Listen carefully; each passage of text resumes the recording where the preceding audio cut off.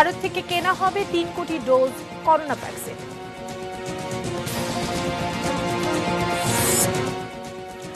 বাংলাদেশ যুদ্ধ চায় না, তবে আক্রান্ত হলে মোকাবেলায় প্রস্তুত বললেন প্রধানমন্ত্রী। গুরুত্বপূর্ণ রাজ্যগুলোতে জিতে হোয়াইট হাউসের পথে বাইডেন।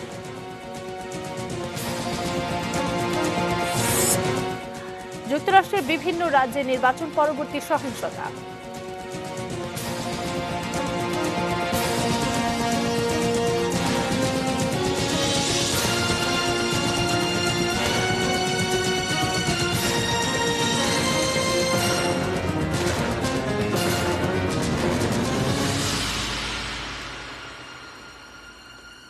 এটি নিউজ দেখছেন, আখি ভদ্র স্বাগত জানাচ্ছি সন্ধ্যা 6টা নিউজ আওয়ারে। এতক্ষণ শিরোনামগুলো জানিয়ে দিচ্ছিলাম। VSL, Angle, Channel, HB, VSL, Bikrampur steel limited. এবার পুরো খবর। দেশের জনগণের জন্য অক্সফোর্ডের করোনা ভ্যাকসিন প্রাপ্তি নিশ্চিত হয়েছে। প্রথম অবস্থায় 3 কোটি ডোজ ভ্যাকসিন কিনবে সরকার, পাবেন 1.5 কোটি মানুষ। তবে সবকিছুই নির্ভর করছে বিশ্ব স্বাস্থ্য সংস্থা ভ্যাকসিনটি অনুমোদন করে কিনা তার উপর। আরিফ জামালের রিপোর্ট। বিশ্ব স্বাস্থ্য সংস্থার অনুমোদন নিয়ে অক্সফোর্ডের কোভিড ভ্যাকসিন যখনই বাজারে আসবে, প্রথমে যে দেশগুলো সেই টিকা পাবে, বাংলাদেশ হবে তার অন্যতম। বৃহস্পতিবার সচিবালয়ে এক অনুষ্ঠানের মাধ্যমে স্বাস্থ্য মন্ত্রণালয় বাংলাদেশের বেক্সিমকো ফার্মা এবং ভারতের সেরাম ইনস্টিটিউটের সঙ্গে এ বিষয়ে একটি সমঝোতা স্মারক সই করে। ব্রিটেনের অক্সফোর্ড বিশ্ববিদ্যালয় এবং অ্যাস্ট্রাজেনেকা কোম্পানির যৌথ উদ্যোগে তৈরি হওয়া করোনা ভ্যাকসিন পেটেন্ট নিয়ে উৎপাদন করার দায়িত্ব পেয়েছে ভারতের সেরাম। টিকাটি দেশে এনে সরকারের কাছে হস্তান্তর করা এবং বাজারজাত করবে বেক্সিমকো। অনুষ্ঠানে বেক্সিমকোর ব্যবস্থাপনা পরিচালক নাজমুল হাসান পাপন জানান, বাংলাদেশের টিকাদান কর্মসূচির বিদ্যমান অবকাঠামো, করোনা ভ্যাকসিন সংরক্ষণের তাপমাত্রা, দ্রুত ভ্যাকসিন প্রাপ্যতা এবং কম দাম এসব কিছু বিবেচনা করেই অক্সফোর্ডের ভ্যাকসিন আনা হচ্ছে। আমরা এখনো জানি না এটাই সবচেয়ে সেফ এন্ড এফেক্টিভ কিনা। আমরা জানি না এটা WHO বা USFDA ইউকেমেচারে অ্যাপ্রুভাল পাবে কিনা, বাট আমরা এটা একটা আন্দাজ করছি বা সুচিন্তিত আন্দাজ। It's an educated guess. আমাদের ধারণা this is going to B the first or one of the first vaccine যেটা নাকি ওদের অ্যাপ্রুভাল পাবে। স্বাস্থ্যমন্ত্রী জাহিদ মালেক বলেন, ট্রায়ালের মাধ্যমে অক্সফোর্ডের ভ্যাকসিন এখন পর্যন্ত মানবদেহের জন্য নিরাপদ এবং কার্যকর প্রমাণ হয়েছে। সরবরাহ খরচ সহ প্রতি ডোজ ভ্যাকসিনের দাম পড়বে $5, যা বিনামূল্য বা নামমাত্র মূল্যে দেয়া হবে জনগণকে। আমাদের তো চিন্তা যে আমাদের দেশের সকল মানুষকে যাদের প্রয়োজন হবে আমরা পর্যায়ক্রমে দিয়ে যাব। এটা সময় লাগবে। ইনকেস যদি ওনারা দিতে না পারে, আমাদের অল্টারনেটিভ সোর্স তো থাকতেই হবে, সেটা তো থাকবেই। সকলকে তো একবারে কভার করা যাবে না, আমাদের পর্যায়ক্রমে দেশের সকল ব্যক্তিকেই দেওয়ার ব্যবস্থা আমরা নিব। স্বাস্থ্যমন্ত্রী জানান, সামনের বছর জানুয়ারি অথবা ফেব্রুয়ারি মাসে অক্সফোর্ডের ভ্যাকসিন বাজারে আসতে পারে। সেরাম ইনস্টিটিউট থেকে প্রতি মাসে 50 লাখ ডোজ ভ্যাকসিন পাওয়া যাবে। 3 কোটি ডোজ পরিমাণ যেটা আছে সেটা 1.5 কোটি লোককে আমরা এখন দিতে পারবো। মানে প্রত্যেকটা ব্যক্তির জন্য 2টি করে ডোজ লাগবে 28 দিন গ্যাপ দিয়ে। ট্রান্সপোর্ট ও বেক্সিমকো ইন্ডিয়া থেকে করবে এবং এখানে স্টোরেজের ব্যবস্থা ওনারাও করবে, আমরাও করব। বেক্সিমকো ফার্মা বেসরকারিভাবেও অক্সফোর্ডের ভ্যাকসিন দেশে বাজারজাত করতে পারবে বলে জানান মন্ত্রী। তাদের প্রাইসটা কত হবে, কত করে দিবে, ইট ইজ তাদের বিষয়। Arif Jamal, ATN news, Dhaka. Corona ভাইরাসে আক্রান্ত হয়ে দেশে আরও 17 জনের মৃত্যু হয়েছে, আর এ নিয়ে মোট মৃতের সংখ্যা দাঁড়ালো 6021। সারা দেশের 114টি ল্যাবে পরীক্ষা করে নতুন রোগী শনাক্ত হয়েছেন 1842 জন। মোট আক্রান্ত 4,16,006 জন। বুধবার বিকেলে স্বাস্থ্য অধিদপ্তরের বিজ্ঞপ্তিতে দেশে কোভিড-19 সংক্রান্ত সর্বশেষ পরিস্থিতি জানানো হয়। স্বাস্থ্য অধিদপ্তরের হিসেবে চিকিৎসাধীন আরও 1891 জন রোগী গত 24 ঘন্টায় সুস্থ হয়েছেন। এ নিয়ে মোট সুস্থ হলেন 3,33,588 জন।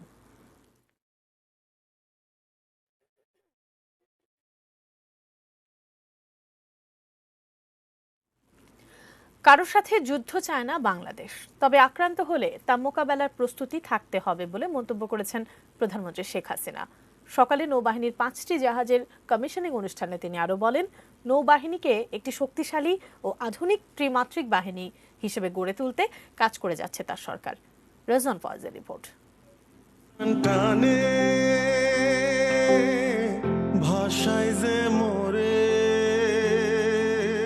সম্প্রতি বাংলাদেশ নৌবাহিনীতে যোগ দিয়েছে চীনের তৈরি দুটি অত্যাধুনিক যুদ্ধজাহাজ বানৌজা ওমর ফারুক এবং আবু উবাইদা। এছাড়া একটি করভেট যুদ্ধজাহাজ বানৌজা প্রত্যাশা যুক্ত হয়েছে নৌবাহিনীর বহরে। এছাড়া খুলনা শিপইয়ার্ডে নিজেদের তৈরি দুটি জরিপ জাহাজ বানৌজা দর্শক ও তল্লাশি আনুষ্ঠানিকভাবে তাদের অপারেশনাল কার্যক্রম শুরু করেছে। বুধবার সকালে চট্টগ্রামের বানৌজা ঈশা খান নৌজেটির সাথে গণভবন থেকে ভিডিও কনফারেন্সিংয়ের মাধ্যমে নৌবাহিনীতে এই 5টি জাহাজের কমিশনিং করেন প্রধানমন্ত্রী শেখ হাসিনা। আমাদের নৌবাহিনীর যাত্রা শুরু মহান মুক্তিযুদ্ধ চলাকালীন সময়। কমিশনিং অনুষ্ঠানে প্রধানমন্ত্রী বললেন, একটি শক্তিশালী নৌবাহিনীর স্বপ্ন দেখতেন বঙ্গবন্ধু শেখ মুজিবুর রহমান। তার সেই স্বপ্ন পূরণে নানা উদ্যোগ নিয়েছে সরকার।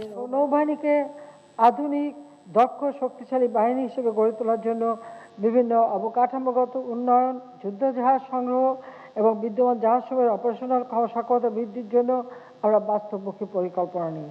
তাছাড়া আমরা শুধু নৌবাহিনী বলে না, আমাদের সশস্ত্র বাহিনীর জন্য তিনি যে আমাদের প্রতিরক্ষা নীতিমালা করে দিয়ে গিয়েছেন 1974 সালে, তার আলোকে আমরা ফোর্সেস গোল 2030 প্রণয়ন করে তা বাস্তবায়ন শুরু করেছি। সবার সাথে বন্ধুত্বপূর্ণ সম্পর্ক চায় বাংলাদেশ, এমন মন্তব্য করে শেখ হাসিনা বললেন, তবে আক্রমণ হলে তা মোকাবেলার জন্য সবসময় প্রস্তুত থাকতে হবে। জাতির পিতা আমাদের পররাষ্ট্র নীতি বলেছেন, সকলের সাথে বন্ধুত্ব, কারোর সাথে বৈরিতা নয়। আমরা সেই নীতিতেই বিশ্বাস করি। কিন্তু যদি বাংলাদেশ কখনো বহিঃশত্রুর আক্রমণ দ্বারা আক্রান্ত হয়, তাকে মোকাবেলা করবার মতো সক্ষমতা আমরা অর্জন করতে চাই। তাই আমাদের সমুদ্র সীমা রক্ষার জন্য আমরা এই নৌবাহিনীকে শক্তিশালী করে গড়ে তুলছি। শুধু নিজেদের জন্যই যুদ্ধজাহাজ তৈরি নয়, ভবিষ্যতে বাংলাদেশের তৈরি জাহাজ অন্য দেশও ব্যবহার করবে। এ সময় এমন প্রত্যাশার কথাও জানালেন তিনি। নিজস্ব ইয়ার্ডে জাহাজ তৈরির সক্ষমতা, এটা আমাদের আত্মবিশ্বাসকে বলীয়ান করে। আমরা হয়তো ভবিষ্যতে অন্য দেশের জন্য জাহাজ তৈরি করতে পারবো এবং দিতে পারবো। ধীরে ধীরে আমাদের সেই সক্ষমতা আমরা অর্জন করব। Rezwan Faiz, ATN news, Dhaka. দেশের সার্বভৌমত্ব রক্ষার পাশাপাশি যে কোনো দুর্যোগ মোকাবেলায় সরকারের পাশে থাকবে বাংলাদেশ সেনাবাহিনী। সকালে সিলেট সেনানিবাসে 17 পদাতিক ডিভিশনের নতুন 4টি ইউনিটের পতাকা উত্তোলন অনুষ্ঠানে একথা বলেন সেনাবাহিনী প্রধান জেনারেল আজিজ আহমেদ। দুর্যোগ মোকাবেলায় বাংলাদেশ সেনাবাহিনী অতীতের ন্যায় ভবিষ্যতেও সরকার ও জনগণের পাশে থাকবে। করোনা পরিস্থিতি উন্নতির সাথে সাথে আমরা আবারও আমাদের মূল কার্যক্রম অর্থাৎ প্রশিক্ষণ গ্রহণে মনোনিবেশ করেছি। এরই অংশ হিসেবে আসন্ন শীতকালীন প্রশিক্ষণে অংশগ্রহণের জন্য সকল প্রকার প্রস্তুতি গ্রহণ করা হচ্ছে। ঢাকা মহানগরের সড়ক পরিকল্পনার ত্রুটি আজও দূর করা সম্ভব হয়নি, বরং যারা এর রক্ষণাবেক্ষণের দায়িত্বে তারাই মানছেন না নিয়ম। ফলে বছর বছর সড়ক দুর্ঘটনার ফিরিস্তি বড় হয়, কিন্তু কমে না সড়কের স্বজন হারানো মানুষের কান্না। ঢাকা পরিবহন সমন্বয় কর্তৃপক্ষ এবং অ্যাক্সিডেন্ট রিসার্চ ইনস্টিটিউটের একটি যৌথ আলোচনা সভায় এসব কথাই উঠে আসে। রাজধানীর রাস্তায় বাসগুলোর এমন বেপরোয়া চলাচল প্রায় প্রতিদিনই কেড়ে নিচ্ছে অসংখ্য প্রাণ। পরিসংখ্যান বলছে, দেশে প্রতি বছর সড়ক দুর্ঘটনায় মারা যায় 3000-এরও বেশি মানুষ, যদিও এই হার আরও বেশি। ঢাকা পরিবহন সমন্বয় কর্তৃপক্ষ ও বুয়েটের এআরআই আয়োজিত ঢাকা মহানগরের সড়ক নিরাপত্তা শীর্ষক এক সেমিনারে অ্যাক্সিডেন্ট রিসার্চ ইনস্টিটিউটের পরিসংখ্যানে বলা হয়, সড়ক সংশ্লিষ্ট সব প্রতিষ্ঠানের সমন্বিত উদ্যোগে দুর্ঘটনা নিয়ন্ত্রণ সম্ভব। আমাদের বাংলাদেশে প্রতি বছর যে পরিমাণ সড়ক দুর্ঘটনা সংঘটিত হয় তার 1/4 মূলত আমাদের ডিএমপি এরিয়ায়। সেমিনারে বক্তাদের অনেকেই পরিসংখ্যানের অসম্পূর্ণতা তুলে ধরে বলেন, সড়কের নিয়ম না মানা, আইনের বাস্তবায়ন না হওয়া এবং সংশ্লিষ্ট প্রতিষ্ঠানগুলোর জনসম্পৃক্ত উদ্যোগের অভাব কখনোই রাজধানীর সড়ক দুর্ঘটনাকে নিয়ন্ত্রণে আসতে দেবে না। আমি জানি না এই টাইমার ক্লকের ফাংশন কি আর ওই সিগন্যালগুলোর ফাংশন কি, কারণ আমরা কিন্তু চলছি ম্যানুয়ালি। এখন যদি আমরা আজকে ডিসাইডই করি যে আমাদের সিগন্যাল ম্যানুয়ালি হবে, তাহলে let us decide on that. মানে কালোকে কালো বলি, সাদাকে সাদা বলে একটা জায়গায় আসি। 1 কিলোমিটার রাস্তাও এখন পর্যন্ত আপনি নির্বিঘ্নে হেঁটে চলে যেতে পারবেন না এই শহর জুড়ে। 300 মিটার 100 কিলোমিটার 300 কিলোমিটার গল্প বলে কি লাভ? এটা দেখবে কে? কি পরিমাণ পার্কিং দরকার, কি পরিমাণ পার্কিং আছে তথ্য কার কাছে আছে? দায়িত্ব ডিটিসিএ দ্বারা এটা দায়িত্ব ডিটিসিএ কিছুটা পালন করে, সিটি কর্পোরেশনে পালন করে। তাদের ভিতর কি সমন্বয় আছে? মাঠ লেভেলে কি তারা কাজ করে? মাঠ লেভেলে কাজ করতে হয় পুলিশকে, যেটা তার পুলিশের এই কাজের দায়িত্ব কিন্তু আবার না। এ সময় ভার্চুয়ালি আলোচনায় যুক্ত হয়ে সড়ক পরিবহন মন্ত্রী স্বীকার করলেন, সড়ক দুর্ঘটনা নিয়ন্ত্রণে আনতে বারবার ব্যর্থ হচ্ছেন তারা। জনগণ সহ সবার সহযোগিতা চান তিনি। এত সব উন্নয়নের পরে সড়ক যদি নিরাপদ না হয়, তাহলে আমাদের সব উন্নয়নে সাফল্য ম্লান হয়ে যাবে। Nazia Afrin, ATN news, Dhaka. আগে সাজার হার 20% থাকলেও 2020 সালের জানুয়ারি থেকে সেপ্টেম্বর পর্যন্ত দুদকের মামলায় এই হার 77%, যা কমিশনের সক্ষমতা প্রমাণ করে। দুপুরে এক আনুষ্ঠানিক সংবাদ সম্মেলনে এই দাবি করেন দুর্নীতি দমন কমিশন দুদকের কমিশনার ডক্টর মোজাম্মেল হক। এ সময় তিনি দাবি করেন, দুদকের করা মানি লন্ডারিং মামলাগুলোতে তারা 100% সফল। তবে বেশ কয়েকজন এমপির বিরুদ্ধে দুদক অনুসন্ধান করলেও সে ব্যাপারে কোনো অগ্রগতি আছে কিনা এ প্রশ্নের জবাব এড়িয়ে যান দুদক কর্মকর্তা। তবে এমপি হাজি সেলিমের সম্পদের ব্যাপারে অনুসন্ধান চলছে বলেও জানান তিনি। 2015 সালে সাজার হার ছিল মাত্র 37%, এবং 16, 17, 18, 19 এই 4 বছরে আমাদের সাজার হার বৃদ্ধি পেয়ে 60% বেশি ছিল সবসময়। সবচেয়ে আসার কথা হচ্ছে 2020 সালের জানুয়ারি থেকে সেপ্টেম্বর পর্যন্ত এই সময়ে আমাদের মামলায় সাজার হারের পরিমাণ 77% পর্যন্ত উঠেছে। দুর্নীতি দমন কমিশনের প্রাতিষ্ঠানিক সক্ষমতা বৃদ্ধির কারণেই এটি সম্ভব হয়েছে। একদলীয় শাসনের মাধ্যমে দেশে বর্তমান রাজনৈতিক সংকট তৈরি করেছে আওয়ামী লীগ। অভিযোগ বিএনপি মহাসচিব মির্জা ফখরুল ইসলাম আলমগীরের। প্রয়াত বিএনপি নেতা তরিকুল ইসলামের দ্বিতীয় মৃত্যুবার্ষিকী উপলক্ষে সকালে জাতীয় প্রেস ক্লাবে এক আলোচনায় এই অভিযোগ করেন তিনি। বলেন, তরিকুল ইসলাম কেবল রাজনৈতিক পরিচয়ে পরিচিত নন, তার পরিচয় তিনি জনগণের মানুষ। অনুষ্ঠানে তার জীবন ও কর্মের উপর আলোচনা করেন দেশের বিশিষ্ট রাজনীতিবিদরা। আলোচনায় তার দীর্ঘ রাজনৈতিক জীবনের আন্দোলন ও সংগ্রামের কথা উঠে আসে।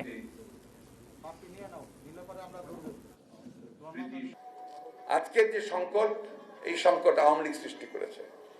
তারা তাদের একদলীয় শাসন ব্যবস্থাকে পাকাপোক্ত করবার জন্য গণতন্ত্রকে ধ্বংস করে দিয়েছে এবং মানুষের অধিকার, ভোট দেওয়ার অধিকার, সেটাকে পর্যন্ত তারা লুটে নিয়েছে। একটা দুঃস্ব অবস্থা। সেখান থেকে উত্তরণের জন্য আমাদের এখন একমাত্র প্রয়োজন হচ্ছে ঐক্য, ঐক্য, ঐক্য এবং জাতীয় ঐক্য। এবার মার্কিন নির্বাচনের খবর।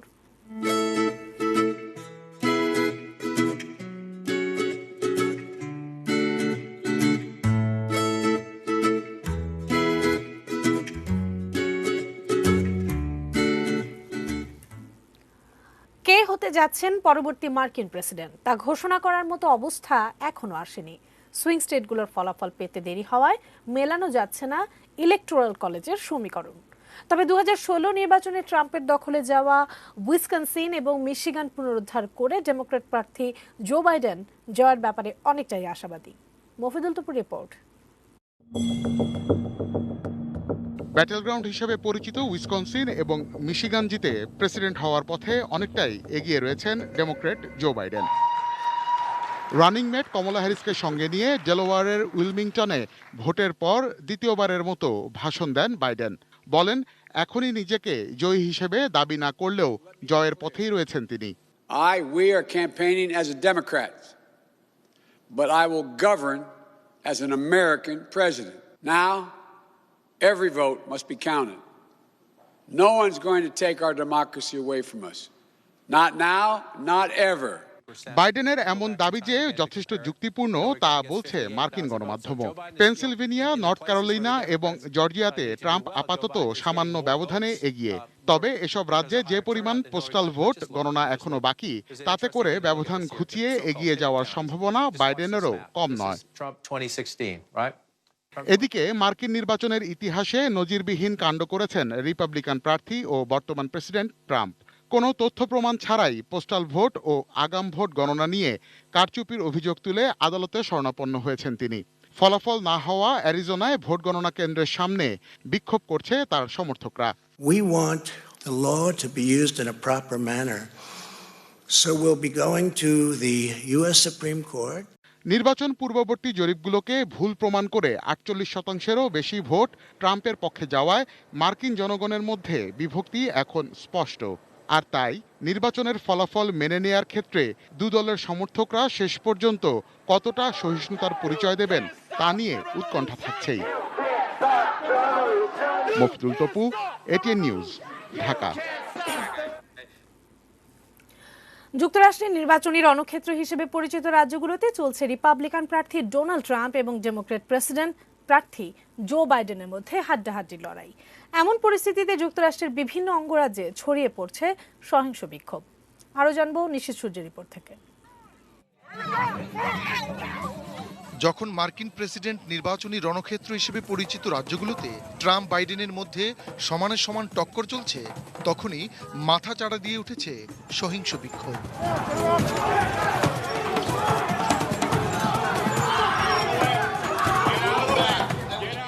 ফলাফল গণনার মধ্যেই ট্রাম্প সমর্থক এবং বাইডেন সমর্থকরা রাস্তায় নেমে আসেন। এ সময় তারা বিভিন্ন স্থাপনায় ভাঙচুর, এমনকি এটিএম বুথেও ভাঙচুর চালায়। ডেট্রয়েটে ট্রাম্প সমর্থকরা ভোট গণনা কেন্দ্রের বাইরে জড়ো হয়ে ভোট গণনা বন্ধ করো বলে স্লোগান দিতে থাকে। সে সময় জানালা ভাঙচুর করে তারা। একই ধরনের বিক্ষোভ হয়েছে ফিলাডেলফিয়া, শিকাগো এবং নিউ ইয়র্কেও। নর্থ ক্যারোলাইনা এবং ডারহেমেও ভোট গণনা বন্ধ করো, আরও 4 বছর বলে ট্রাম্প সমর্থকরা স্লোগান দিতে থাকেন।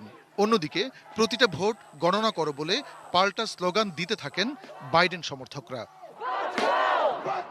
পোর্টল্যান্ড, ওরেগন রাজ্যে প্রতিটি ভোট গণনার দাবিতে ট্রাম্প বিরোধী বিক্ষোভ সহিংস হয়ে উঠলে ন্যাশনাল গার্ড সক্রিয় হয়। প্রত্যক্ষদর্শীরা বলেন, বিক্ষোভ থেকে কিছু মানুষ বিচ্ছিন্ন হয়ে গিয়ে সিটি সেন্টারের কিছু দোকানের জানালা ভাঙচুর করেছে। এদিকে মিনিয়াপলিসে 2 শতাধিক মানুষ রাস্তা দখল করে আন্দোলন করতে থাকলে সেখান থেকে কয়েকজন বিক্ষোভকারীকে আটক করে পুলিশ। এ সময় বিক্ষোভকারীরা ডোনাল্ড ট্রাম্প এবং তার ভোট বন্ধের আহ্বানের বিরুদ্ধে বিক্ষোভ করছিলেন। অ্যারিজোনায় ভোট গণনা কেন্দ্রের বাইরে বিক্ষোভ অব্যাহত রয়েছে। সেখানে মেরিকোপা কাউন্টির একটি ভোট গণনা কেন্দ্রের বাইরে রিপাবলিকান সমর্থক বিক্ষোভকারীরা অবস্থান নেয়ার পর ভোট গণনা বন্ধ করবে নাকি করবে না তা নিয়ে দ্বিধায় পড়েছে কর্তৃপক্ষ। ট্রাম্পের পক্ষে পড়া ভোট গণনা করা হবে না সামাজিক যোগাযোগ মাধ্যমে এমন দাবি ছড়িয়ে পড়ার পর ট্রাম্পের সমর্থকরা ভোট গণনা কেন্দ্রের বাইরে অবস্থান নেয়। ঐতিহ্যগতভাবে এটি রিপাবলিকান রাজ্য হলেও সম্প্রতি এটি দোদুল্যমান রাজ্যে পরিণত হয়েছে। এছাড়া বিভিন্ন রাজ্যে ট্রাম্প বাইডেনের সমর্থকরা রাস্তা এবং ব্রিজ অবরোধ করে রেখে নিজ নিজ প্রার্থীর হয়ে স্লোগান দিতে থাকে। নিশীথ সূর্য, ডেস্ক রিপোর্ট, এটিএন নিউজ। মার্কিন পার্লামেন্টের নিম্নকক্ষ প্রতিনিধি পরিষদে সংখ্যাগরিষ্ঠতা ধরে রাখবে ডেমোক্রেটিক পার্টি। তবে উচ্চকক্ষ সিনেটে তাদের সংখ্যাগরিষ্ঠতা পাওয়ার সম্ভাবনা ক্রমেই ক্ষীণ হচ্ছে। রিপাবলিকান পার্টি সিনেটের সংখ্যাগরিষ্ঠতা ধরে রাখতে পারে বলে ধারণা করা হচ্ছে। সিনেটের মোট আসন 100টি। যুক্তরাষ্ট্রের 50টি রাজ্যের 2 জন করে সিনেটর রয়েছেন। সংখ্যাগরিষ্ঠতার জন্য প্রয়োজন 51 আসন। সিনেটের 1/3 আসনে এবার ভোট হয়েছে। অ্যারিজোনা ও জর্জিয়ায় 2টি শূন্য আসন সহ এবার 35টি আসনে সিনেট নির্বাচন অনুষ্ঠিত হয়েছে। রিপাবলিকানদের কাছ থেকে অন্তত 4টি আসন জিতে সিনেটের নিয়ন্ত্রণ ফিরে পাওয়ার আশা ছিল ডেমোক্র্যাটদের। তবে তারা মাত্র 1টি আসন দখল নিতে পারছে। ফলে সিনেটের সংখ্যাগরিষ্ঠতা থাকছে রিপাবলিকানদের হাতে। এদিকে 435 আসনের প্রতিনিধি পরিষদে ডেমোক্র্যাটরা নিশ্চিত করেছেন 189 আসন আর রিপাবলিকানরা 181। প্রতিনিধি পরিষদের নিয়ন্ত্রণ আগেরবারের মতো ডেমোক্র্যাটদের হাতে যাচ্ছে বলেই ধারণা পর্যবেক্ষকদের।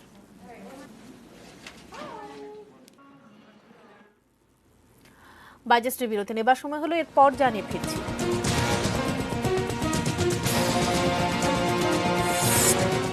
মিথ্যা অভিযোগে নৃশংসভাবে নিহত জুয়েলের খুনিদের বিচার দাবি। ছাত্রী ধর্ষণ, বাগেরহাটে শরণখোলার মাদ্রাসা শিক্ষকের যাবজ্জীবন।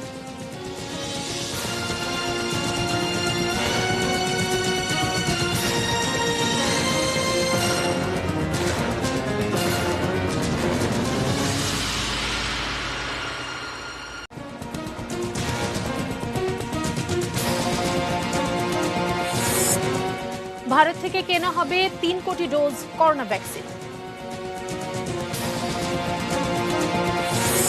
বাংলাদেশ যুদ্ধ চায় না, আক্রান্ত হলে মোকাবেলায় প্রস্তুত বললেন প্রধানমন্ত্রী। গুরুত্বপূর্ণ রাজ্যগুলোতে জিতে হোয়াইট হাউসের পথে বাইডেন। যুক্তরাষ্ট্রের বিভিন্ন রাজ্যে নির্বাচনী পরবর্তী সহিংসতা।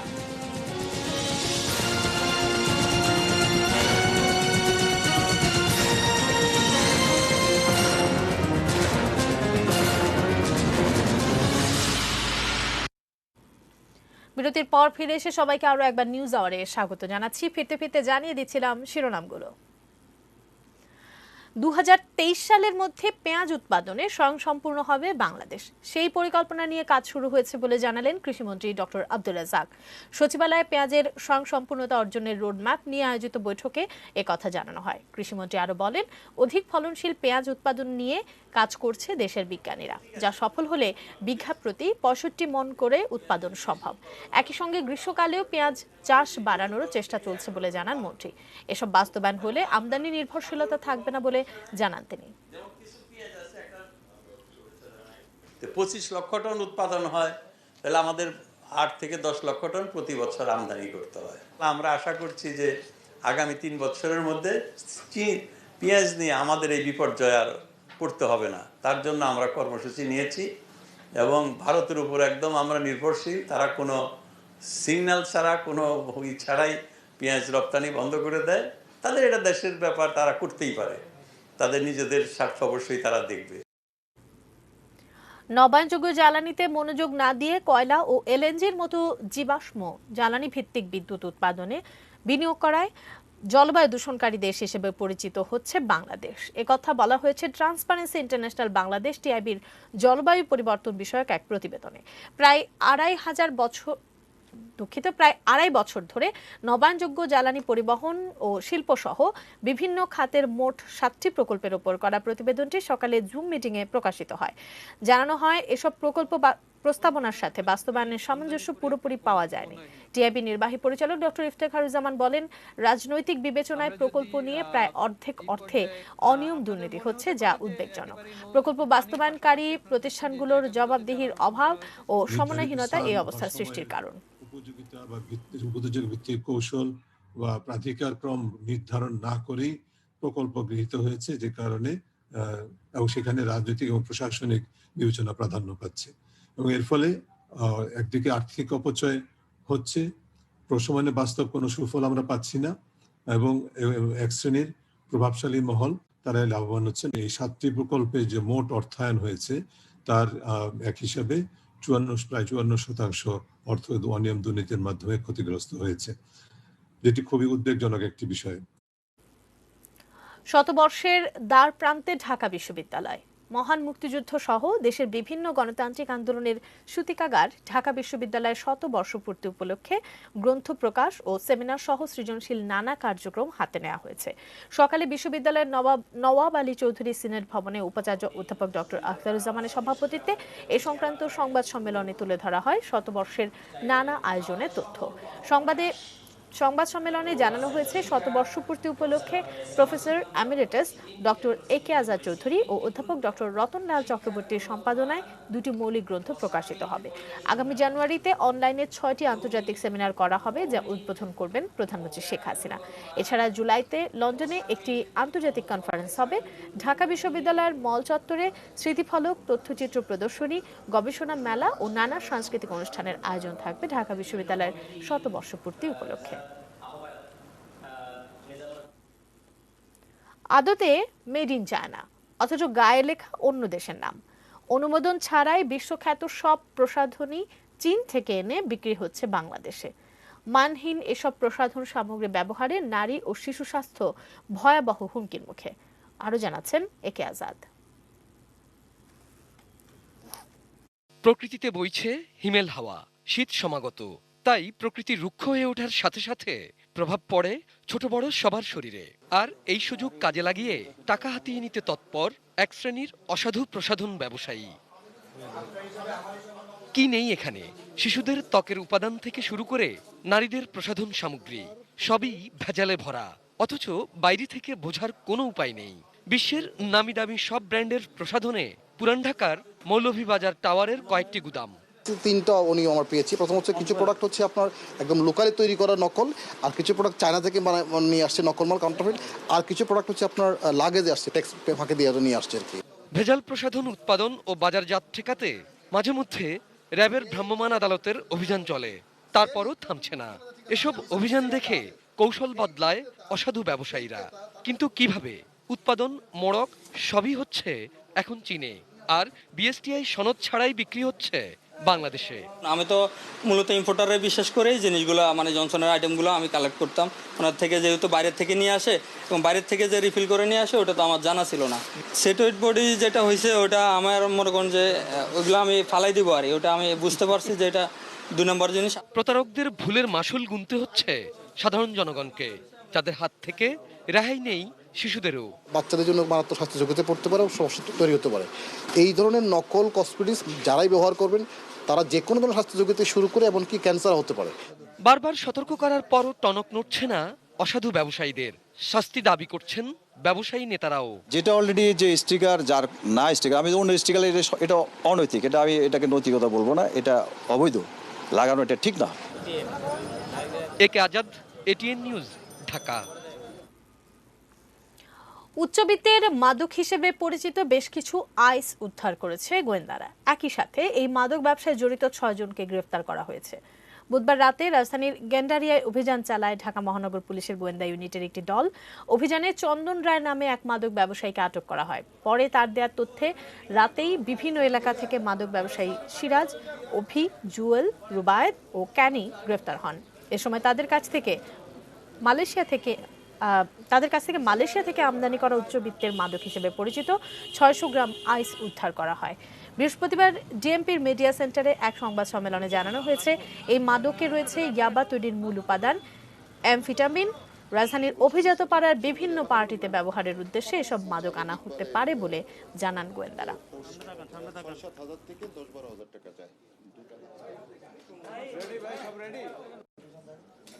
এটার ক্ষতিকারক দিক হলো ইয়াবার থেকে 50 থেকে 100 গুণ বেশি শরীরে ক্ষতি করে। অবশ্যই এটা দেহ এবং মনের জন্য অত্যন্ত ভয়াবহ একটা ক্ষতিকারক একটা ড্রাগ। লালমনিরহাটে গুজব ছড়িয়ে আবু ইউসুফ মোহাম্মদ শাহিদুন নবী জুয়েলকে নৃশংসভাবে হত্যাকারীদের গ্রেফতার দাবিতে বাতি নিভিয়ে অবস্থান করে ব্যতিক্রমী এক কর্মসূচি পালন করেছেন নিহতের প্রতিবেশীরা। বুধবার সন্ধ্যা 7টায় নিহত জুয়েলের নিজ গ্রাম রংপুরের শালবনে প্রায় 3000 বসতবাড়ির বৈদ্যুতিক বাতি নিভিয়ে দেওয়া হয়। প্রতিটি বাড়ি থেকে শিশু ও নারী সহ সব সদস্য রাস্তায় বেরিয়ে আসেন। এ সময় তারা জুয়েল হত্যাকারীদের বিচারের দাবিতে স্লোগান দেন। এভাবে 10 মিনিট অন্ধকারে থাকার পর বাতি জ্বালানো হয়। গত 29 অক্টোবর লালমনিরহাটে বুড়িমারিতে কোরআন অবমাননার মিথ্যা অভিযোগ তুলে মানসিক ভারসাম্যহীন জুয়েলকে পিটিয়ে হত্যা করে সেখানকার কিছু মানুষ। পরে তারা Rangpur cantonment public school and কলেজের সাবেক এই গ্রন্থাগারিকে মৃতদেহটি পুড়িয়েও দেয়।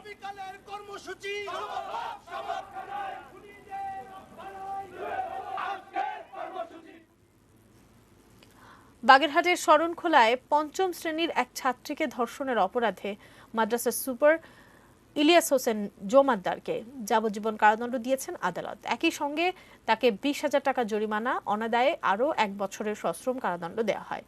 দুপুরে বাগেরহাট নারী ও শিশু নির্যাতন দমন ট্রাইব্যুনাল 2 এর বিচারক জেলা ও দায়রা জজ মোহাম্মদ নুরে আলম এই আদেশ দেন।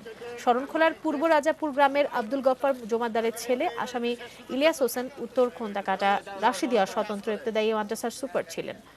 2019 সালের 8 আগস্ট 5ম শ্রেণীর 4 ছাত্রী মাদ্রাসা সুপারের কাছে আরবি পড়তে যায়। এ সময় 3 ছাত্রীকে বাড়ি পাঠিয়ে দিয়ে ইলিয়াস ওই শিশুটিকে মাদ্রাসা লাইব্রেরিতে নিয়ে ধর্ষণ করে এবং বাড়িতে না বলার জন্য ভয়ভীতিও দেখায়। অতিরিক্ত রক্তক্ষরণে অসুস্থ শিশুটিকে হাসপাতালে নেওয়া হলে ডাক্তাররা ধর্ষণ সম্পর্কে নিশ্চিত হন। পরে ইলিয়াস হোসেনের নামে শরণখোলা থানায় মামলা হয়। এবার সোশ্যাল ইসলামী ব্যাংক লিমিটেড বাণিজ্য সংবাদ।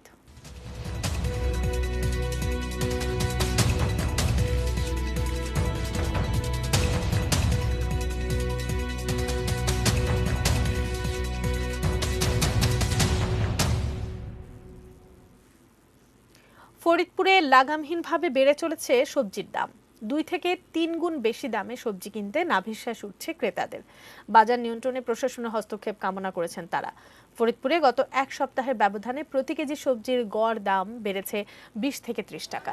পাইকারি বাজারে বেশিরভাগ সবজি 40 টাকা থেকে 60 টাকা দরে বিক্রি হচ্ছে। তবে খুচরা বাজারে প্রতি কেজি ঢেঁড়স 80 টাকা, বেগুন 80 টাকা, পটল 80 টাকা, করলা 70 টাকা, কাঁকরোল 80 টাকা আর আলু বিক্রি হচ্ছে 50 টাকায়।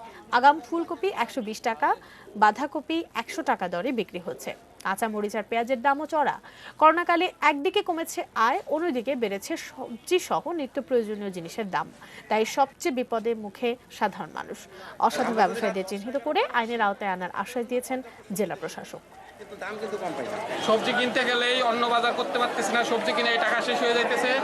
ফসলের উৎপাদন তুলনামূলক কম হয়, আমদানি এবং সরবরাহ কম হয়, বাজারের দাম বৃদ্ধি পেয়েছে। আমাদের বিজ্ঞ এক্সিকিউটিভ ম্যাজিস্ট্রেটগণ নিয়মিত এই বাজার মনিটরিং করছেন। আমরা আশা করছি যে খুব শীঘ্রই এটা একটা স্বাভাবিক অবস্থায় ফিরে আসবে, যাতে করে এই অবৈধ মজুতদাররা অবৈধভাবে মজুত করতে না পারে। মেটাল প্রেজেন্স কৃষি সংবাদ, সুজলা সুফলা।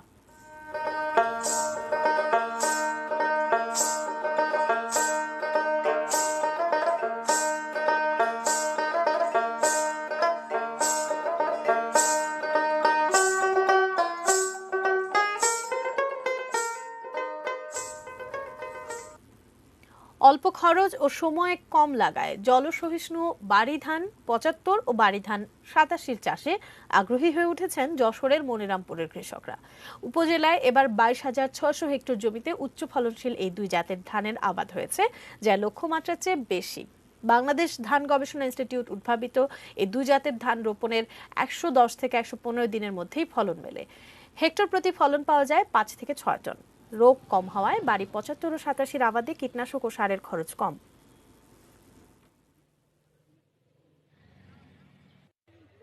বিলাসমুক্ত থাকতে পারবে, এটা দেখাচ্ছে পানির তলে 10-20 দিন থাকতে পারবে খরায়। 75 ধান লাগাচ্ছে, এর ফলন ভালো, অল্প সময়ের ভিতরে এরা ফলনটা পায়, সার মাটি কম লাগে। বিরি ধান 75, 87 সহ বিনা 17 এই উচ্চ ফলনশীল ধানগুলো চাষিরা চাষ করছেন। এগুলোর ফলন যথেষ্ট ভালো এবং এগুলো আমরা আশা করছি স্থানীয় যে গুটি স্বর্ণ আছে সেই গুটি স্বর্ণের বিকল্প হিসেবে চাষিরা গ্রহণ করবে। বাজেটে বিরতি নিচ্ছে, আবারও এরপর জানিয়ে ফিরছি।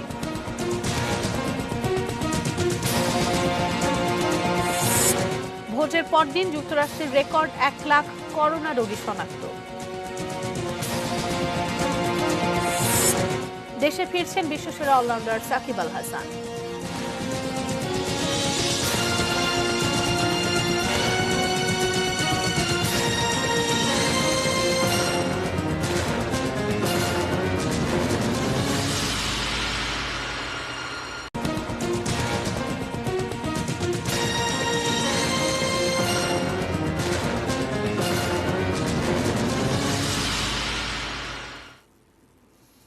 বিরতির পর ফিরে এসে সবাইকে আরো একবার স্বাগত জানাচ্ছি নিউজ আওয়ারে। এবার দেশের বাইরের খবর জানাবো।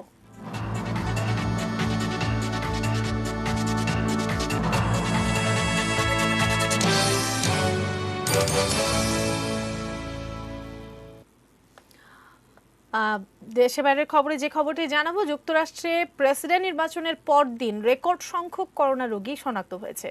ওয়ার্ল্ডোমিটারের তথ্য মতে বুধবার 1,02,519 জনের দেহে নতুন করোনা সংক্রমণ ধরা পড়েছে, যা মহামারী শুরুর পর যুক্তরাষ্ট্রে একদিনের সর্বোচ্চ সংক্রমণ। বেশ কয়েকটি রাজ্যে হাসপাতালগুলোতে কোভিড-19 রোগীর উপচে পড়া ভিড় লক্ষ্য করা গেছে। যুক্তরাষ্ট্রে শনাক্ত করোনা রোগীর সংখ্যা 94,80,000 ছাড়িয়ে গেছে। মৃত্যু হয়েছে 2,33,000-এরও বেশি মানুষের। মঙ্গলবারে প্রেসিডেন্ট নির্বাচন ঘিরে উত্তেজনায় করোনা ভাইরাস সংকট গত কিছুদিন ধরে অনেকটা আড়ালে পড়ে গিয়েছিল। তবে ভোটের জমায়েত যে এ রোগের বিস্তার আরও বাড়িয়ে দিতে পারে সে আশঙ্কা আগে থেকেই ছিল। বিবিসি জানিয়েছে পুরো যুক্তরাষ্ট্র জুড়ে 50,000-এর বেশি মানুষ এখন করোনা সংক্রমণ নিয়ে হাসপাতালে ভর্তি। এই সংখ্যা গত অক্টোবরের চেয়ে 64% বেশি। দৈনিক গড় মৃত্যুর সংখ্যাও আবারও বেড়ে গেছে, অবশ্য এখনও তা মহামারী শুরুর দিনগুলোর চেয়ে কম।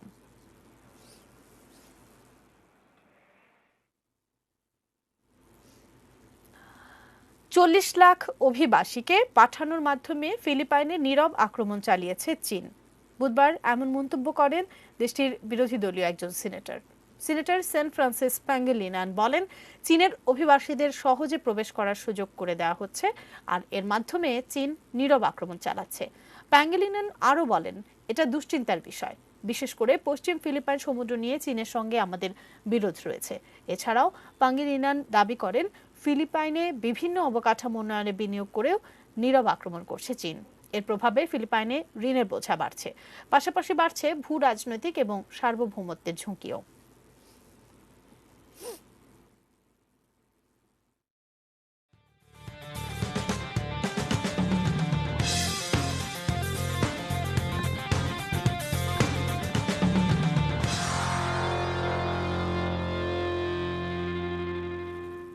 খেলার খবর। আজ দেশে ফিরবেন বিশ্বসেরা অলরাউন্ডার সাকিব আল হাসান। বাংলাদেশ সময় রাত 2টায় দেশে ফিরবেন তিনি। দেশে ফেরার আগেই সাকিবের জন্য এসেছে সুখবর। নিষেধাজ্ঞার পর আবারও আইসিসির ওয়ানডে অলরাউন্ডার র্যাঙ্কিংয়ে শীর্ষে পেলেন সাকিব। বুধবার প্রকাশিত আইসিসির র্যাঙ্কিংয়ে 373 রেটিং পয়েন্ট সাকিবের। এদিকে আজ দেশে ফিরে প্রথমে করোনা টেস্ট করাবেন সাকিব। ফলাফল নেগেটিভ হলে অনুশীলন শুরু করবেন। গত 29 অক্টোবর 1 বছরের নিষেধাজ্ঞা শেষ হয়েছে সাকিবের, এখন মাঠে নামার অপেক্ষা। চলতি মাসে শুরু হতে যাওয়া বঙ্গবন্ধু কর্পোরেট টি20 টুর্নামেন্টে দেখা যাবে তাকে। এর আগে করোনা ভাইরাসের বিধিনিষেধের কারণে শ্রীলঙ্কা সফর স্থগিত হওয়ার পর পরিবারকে সময় দিতে গত 1 অক্টোবর যুক্তরাষ্ট্রে গিয়েছিলেন সাকিব।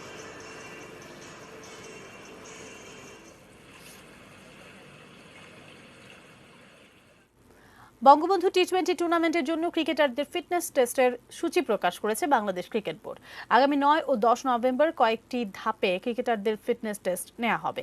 বুধবার ঘোষিত সূচিতে 113 জন ক্রিকেটারের নাম রয়েছে, যেখানে আছেন সদ্য নিষেধাজ্ঞা থেকে ক্রিকেটে ফেরা সাকিব আল হাসানও। তবে তালিকায় নেই মাশরাফি বিন মুর্তজা। মিরপুর শেরে বাংলা ক্রিকেট স্টেডিয়ামে হবে এই ফিটনেস টেস্ট।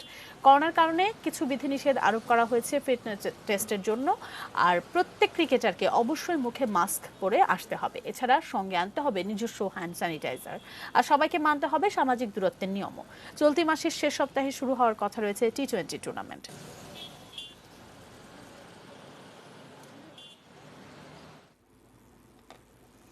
আইপিএলে আজ থেকে শুরু হচ্ছে প্লে অফ রাউন্ড।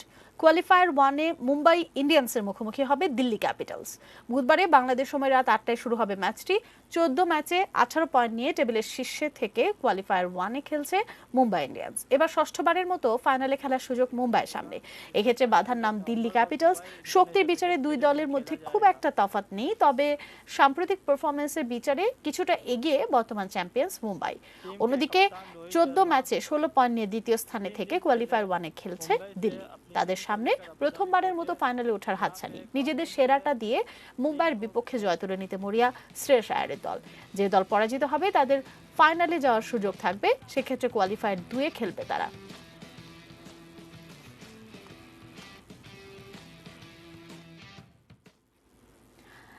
নিউজ শেষ করার আগে এক নজরে শিরোনামগুলো দেখেন আরেকবার।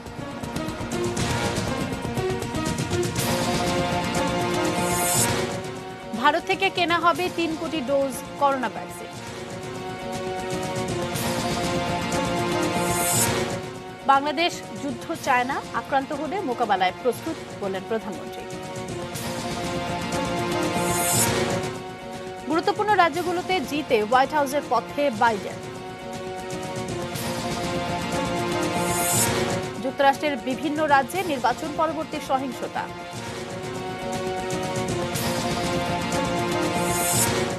মিথ্যা অভিযোগে নৃশংসভাবে নিহত জুয়েলের খুনিদের বিচার দাবি। ছাত্রী ধর্ষণ, বাগেরহাটের শরণখোলার মাদ্রাসা শিক্ষকের যাবজ্জীবন। ভোটের পরদিন যুক্তরাষ্ট্রের রেকর্ড 1 লাখ করোনা রোগী শনাক্ত। দেশে ফিরছেন বিশ্বসেরা অলরাউন্ডার সাকিব আল হাসান।